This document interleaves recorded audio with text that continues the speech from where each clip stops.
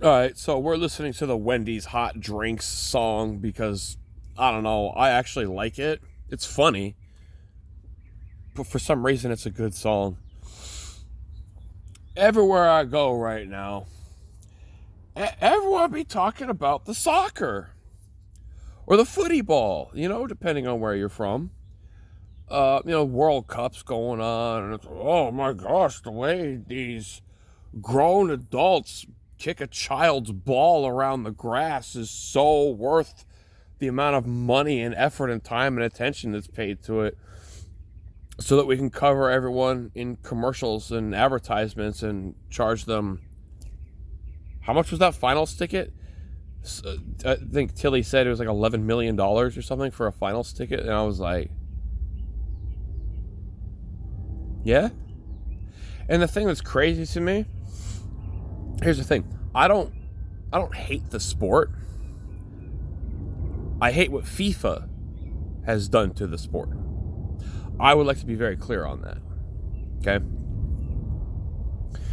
But there's one country that actually has their own unique iteration of soccer. And yes, there is an Italian FIFA team, of course, and there are people that they train to play the international version of soccer. But Italy actually has its own very unique national version of that sport that is only played in Italy in a way that it is not played anywhere else in the world. And I'm going to tell you about it because it's better than everyone else. Italy is literally the only country in the world shaped like a piece of footwear, and they have the best version of soccer.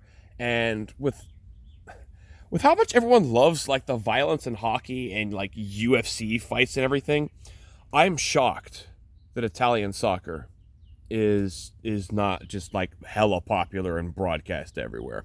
Anyway, I just hit the cannabis vape probably like 17 times. I sat on Mars for a few minutes and I'm a little out there right now. Anyway, Italian soccer, right? It's a 40-minute game. There's no timeouts. There's no rounds. There's no. Once that stopwatch goes, 40 minutes start ticking down. There is no stopping it. It's like a MOBA. You know what I'm saying? There's no timeouts in the middle of a match in a MOBA, right? There's no timeouts or stopping in Italian soccer either. They also don't have a player limit on the pitch at a time. So the entire roster of both teams gets out there all at once. You're looking at like 40 versus 40 on the field. And the funniest thing is usually for the first half of the match, no one goes after the ball. There's no point. It's a waste of time. It's not the meta. Do you want to know what the meta is for Italian soccer? For the first 20 minutes, it's a street brawl. That's all they do. There's dudes who go out into the field without wearing a shirt because a shirt is just a tool for someone to grab you and get control over you, and like people just go out there shirtless. Less clothes you're wearing, the better. It's less for someone to manipulate your body with in the massive street fight that it is. And after about, again, 20 minutes of 80 dudes just brawling, no pads, no gloves, no helmets, nothing. Not even rugby pads, man. Nothing. Like these dudes are like the least protected sportsmen who have ever done this. I think maybe like the what was the Aztecs or the Incans that had like that weird basketball game where if you lost you died. I don't think they wore very many clothes either when they played that. This is like Olympic Games. You know what I'm saying? Like you go out there in a string basically. And yeah, it's just a brawl, dude. And they, I swear, if you watch a game, you can tell, like, instead of quarterbacks, they have tanks, right? It's like, yo, this guy, UFC, he's a striker, he's a DPS. But then there's just like this really big dude who can just like literally peel other enemy opponents off his dudes because he's just so big and fat and strong. He can soak up hits and damage and wear the other team out without getting hurt too much himself.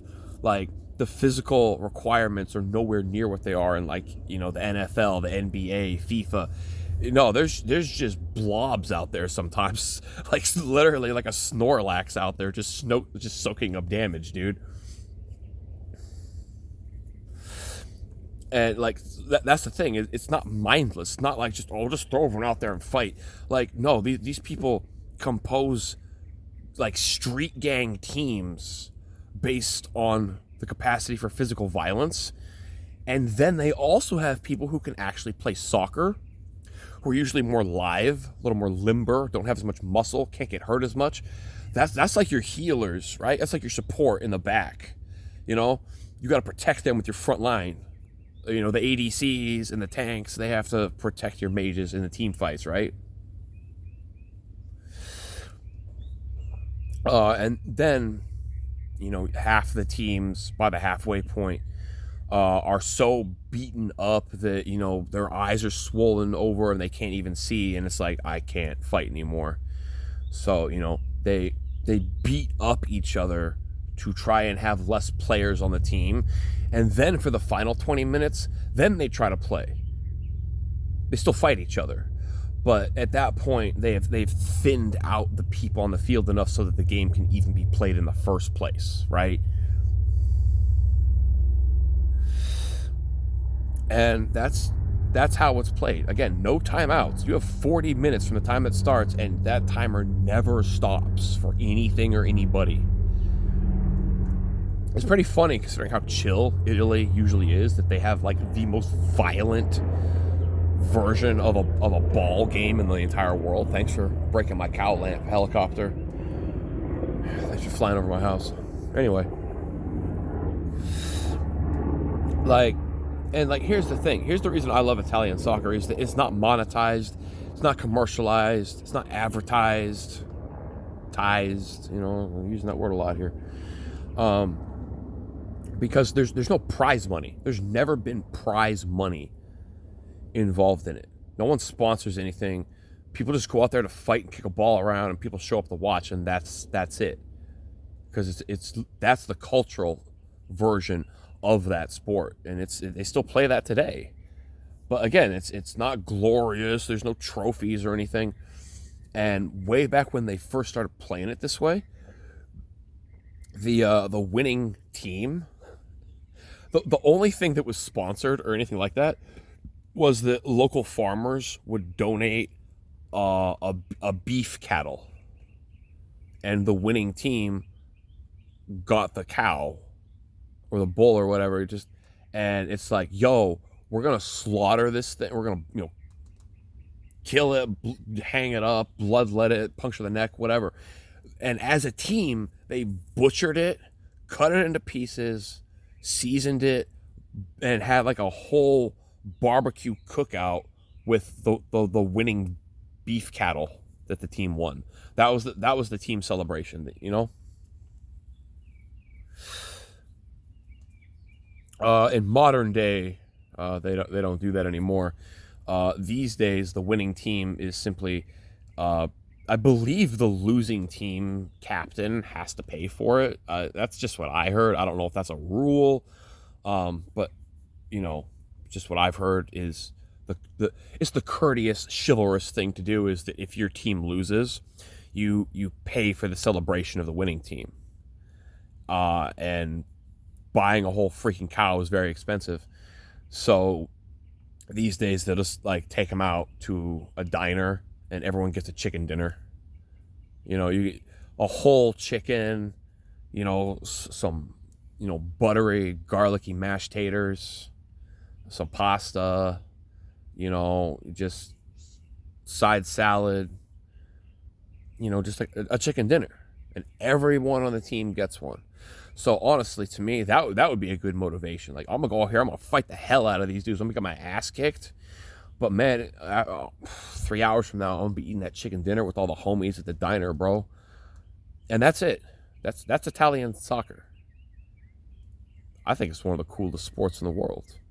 Not many people know about it, and I just wanted to share what it is. And there you go. FIFA can swim through a pool of motor oil and then go climb a wall of dicks for all I care. Anyway, thanks for listening. Appreciate your time. God bless. I'm out.